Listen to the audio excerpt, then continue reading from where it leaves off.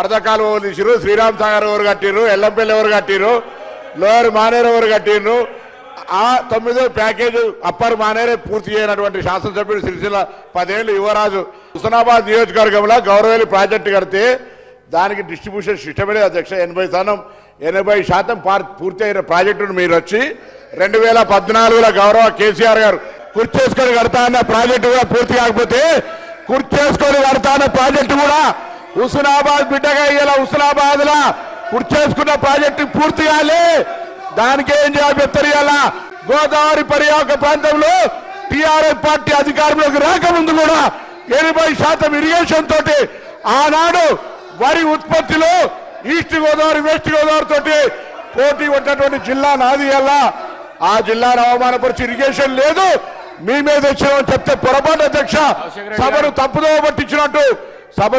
పట్టించినట్టు ఇవాళ ఆనాడు కూడా ఉమ్మడి రాష్ట్రంలో వరి ఉత్పత్తిలో కరీంనగర్ జిల్లా ఈస్ట్ వెస్ట్ గోదావరితో దాటిపోయినటువంటి పరిస్థితులలో నేను అడుగుతున్నా కడియం శ్రీహరి గారు, ఇవాళ మీ ప్రాంతం గణపురం నియోజకవర్గానికి కూడా నీళ్ళు వచ్చే గౌరవేలి ప్రాజెక్టు పరిస్థితి ఏంది?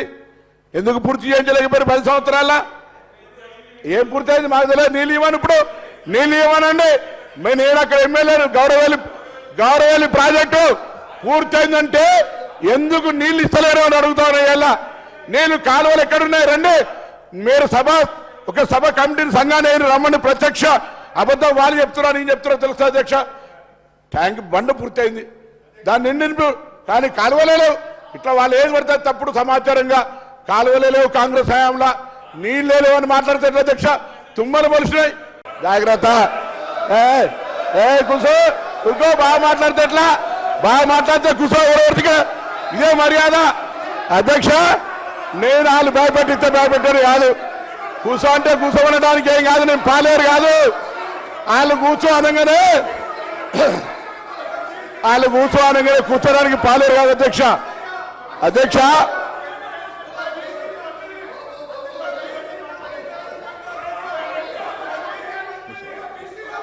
అధ్యక్ష నన్ను కూర్చో అనగానే భయపెట్టారు కాదు సార్. ఒక్క నిమిషం. కూర్చో అని బెదిరించారు అధ్యక్ష. మీరు చెప్పండి. గౌరవ కేటీఆర్ గారు కూర్చోండి సార్.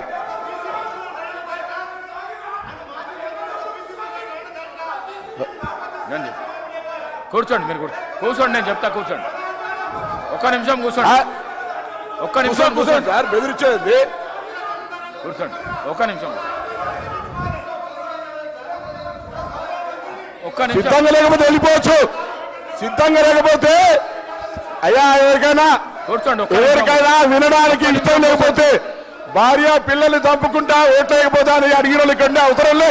పోవచ్చు, వాళ్ళకే ఇక్కడ ఉండాల్సిన అవసరం లే. ఓట్లేకపోతే భార్య పిల్లలతోటి శవయాత్ర చూడాల్సి వస్తుంది మాట్లాడితే ఎట్లా అధ్యక్ష? శవయాత్ర ఓట్లేకపోతే భార్య పిల్లలతో శవయాత్ర చూడాలన్నది కూడా ఇక్కడ మాట్లాడితే ఎట్లా అధ్యక్ష? వాళ్ళు కూడా మాట్లాడితే ఎట్లా అధ్యక్ష? వాళ్ళు కూడా ఆఖరికి సానుభూతి 12 ఏళ్ళ పాప అధ్యక్ష, 12 ఏళ్ళ పాపతోటి నేను సరిపోతాం మీరు ఓటేకపోతే అంటే ఇది ఏమధ్యక్ష? వాళ్ళు కూడా ఇక్కడ మాట్లాడితే ఎట్లా అధ్యక్ష?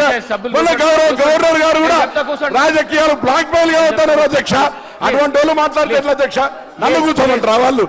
ఏమి నైతికత ఉన్నది? ఇలా ఓట్లేసుకుంటే 12 ఏళ్ళ పాప ఆమె మానసిక పరిస్థితి ఏం కావాలి అధ్యక్ష?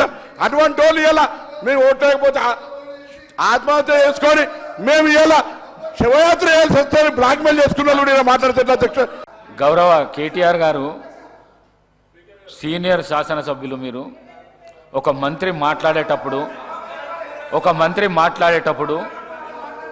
సభా మర్యాదను కాపాడవలసింది పోయి మీరు ఆ విధంగా అనుచిత వ్యాఖ్యలు చేసి గౌరవ మంత్రిని అమర్యాద పరచడం ఇది సమంజసం కాదు. దయచేసి ఇట్లాంటి రన్నింగ్ కామెంటరీలు చేయొద్దని మీకు విజ్ఞప్తి చేస్తున్నాను.